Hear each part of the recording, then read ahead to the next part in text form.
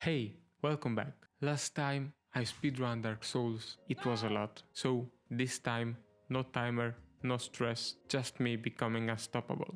So, for the character I will create this charming fella named Cheddar, Hunter class and obviously Master Key. And we start right up. For the first boss, there are various ways to cheese it or skip it. But for the method I will be using, you need to start with the Hunter class for the bow and arrows. When you enter the fog wall from top of the chapel or church or whatever it is, you open up the quit out prompt, and when the demon jumps up to knock you down, you quit.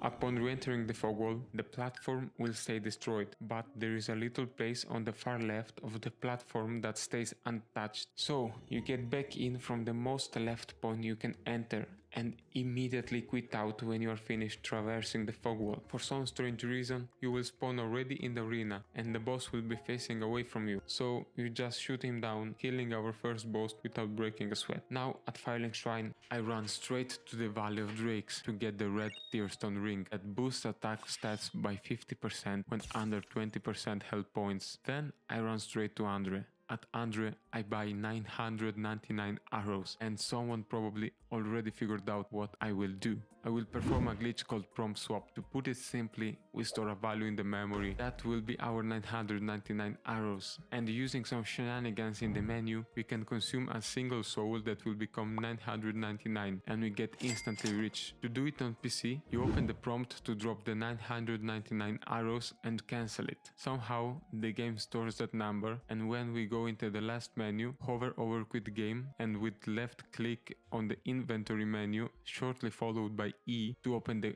quit out prompt menu, we glitch things out by opening the inventory with the quit game prompt on top. Hovering over the souls we want to dupe while watching in top left what we are hovering over, we can consume and select how many, and somehow we can consume 999 souls and become rich really easily.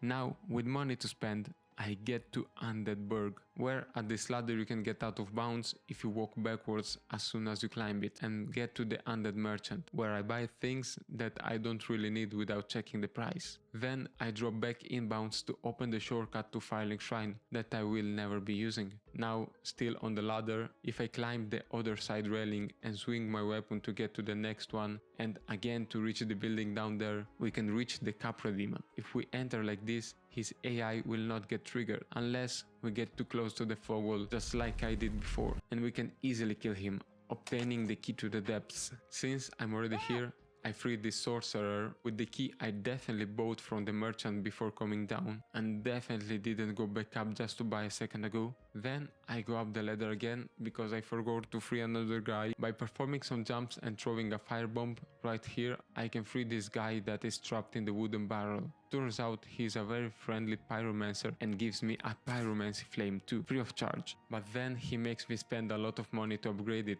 So now with the sorcerer from before, I spend my money like crazy and then head to Blighttown, to this merchant called Quielana that will only spawn if you have a pyromancy flame plus 10 or more. I also buy everything from her and then kill her for the Fire Tempest, a stupid strong spell that I never actually used.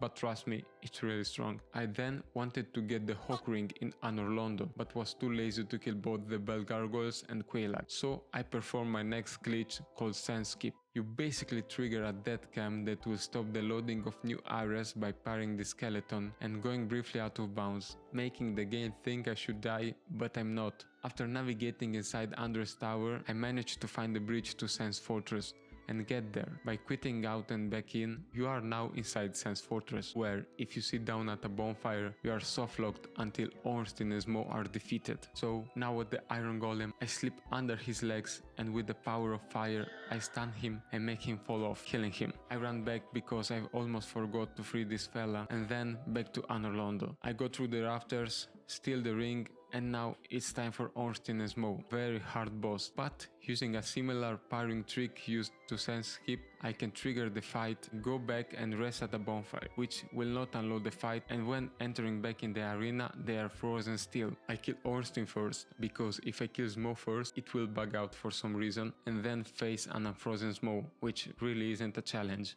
Amazing chest ahead, and I obtained a Lord Vessel, which I wanted to place down right away, but forgot that Frampt only spawns after both bells are rung, so I guess it's time to ring them. First one is Bell Gargoyle, and well, even without external buffs, the damage is really good and I kill them easily, ringing the first bell. Then I decided that cheesing everything was a lot of cheese and decided to fight Lautrec fairly. Too bad he can't dodge my spells, so I run to Blighttown, where using a glitch called Meme Roll, I skip all of it. A Meme Roll makes you not take full damage, and you can trigger it by having your equip load at more than 25% and under 29. You then just press the roll button until you get down and voila, you performed your first Meme Roll. For Quailag, I wanted something cheesy, so I lure her, and by standing here and shooting at her body, I can stun lock her to death. I ring the bell, and since I am here, I offer 30 humanities to her sister because I will not go through Lost Isolate. For the next boss, I wanted to kill Sif, and after triggering the fight by getting in and quitting out, you can jump here where you also can shoot him to death. I place the Lord Vessel and go down to the Duke's Archives. I skip the area with the famous bow skip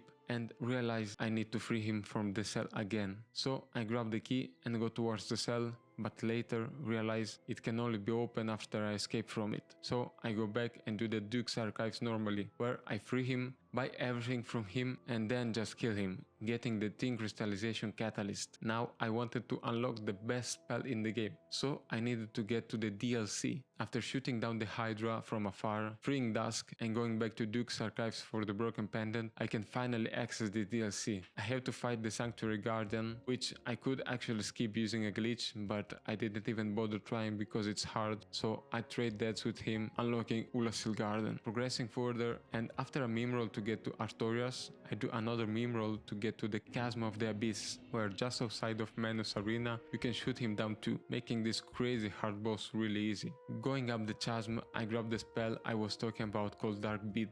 I reach Ulasil Township, from where you can, you guessed it, shoot down Artorias, which I also forgot to trigger, so after triggering the fight, I can get back here and kill him. I get myself the Crown of Dusk, that boosts any sorcery, miracle or pyromancy damage by 20%. With that on my head, I run straight to the depths to try it on my next target, and after getting in the red tearstone ring range and using the crystallization catalyst that roughly boosts damage by 1.5x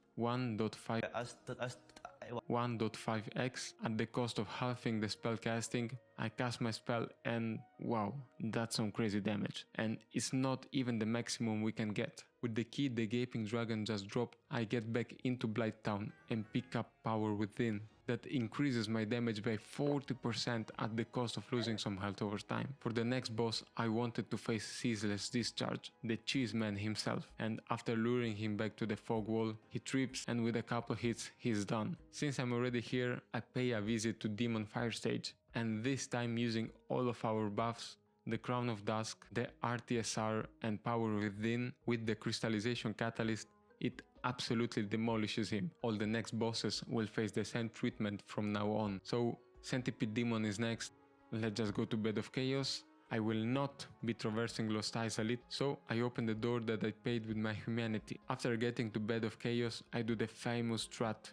And after lining up some precise Molotov lineups like in Mirage, I rush bomb site and shoot down this terrorist. Now, Sid the Scaleless. Sid has big magic resistance, so after prepping RTSR in the Duke's Archives, I go and almost kill him with one casting. Thankfully I have more, which are plenty enough to kill anything in the game. Next, I go to the Catacombs, and after some parkour, I 200 pump Pinwheel. No big surprises. Next up is Nito. Setting up the ring with all the skeletons is really hard, but thankfully even without the ring, 2 casts are all it takes. Seeing this damage, I wanted to confront the 4 kings in New Londo. After choosing this guy in the church, I drain the water and go fight them. They are highly resistant to magic damage, and with 2 casting of the Dark Bead I did half of the health bar. Only 2 because I accidentally cast one before, but with the other spells I killed them easily. With all the Lord Souls I place them in the vessel, and before fighting Win I have some unfinished business to settle. First is the Moonlight Butterfly that gets taken down by a single soul spear. Next was Stray Demon, and would you look at that, he also dies in one shot. So I grab the Peculiar Doll to pay a visit to Priscilla in the Painted World, and after killing a dragon and then jump punching him, he wakes up and lets me pass, and as expected, Priscilla also dies in a single shot. Since I was already here in Anor Londo, I also killed Gwendolyn, and bored of my own strength, I wanted to face something more difficult. So I went back to Ulasil, got the key for the blind giant, and then convinced him to shoot down Calamite. I guess Calamite is the hardest boss in the game, and after the full setup, he was the only one that needed all 3 castings of the spell. Congrats Calamite. Oh, and almost forgot about you. And now, with all the bosses defeated, I can go and kill Gwyn. I actually expected him to take more than one shot, since he is the final boss. And this is how you can beat Dark Souls completely fairly, without absolutely any game-breaking glitch or mechanic. Okay, bye.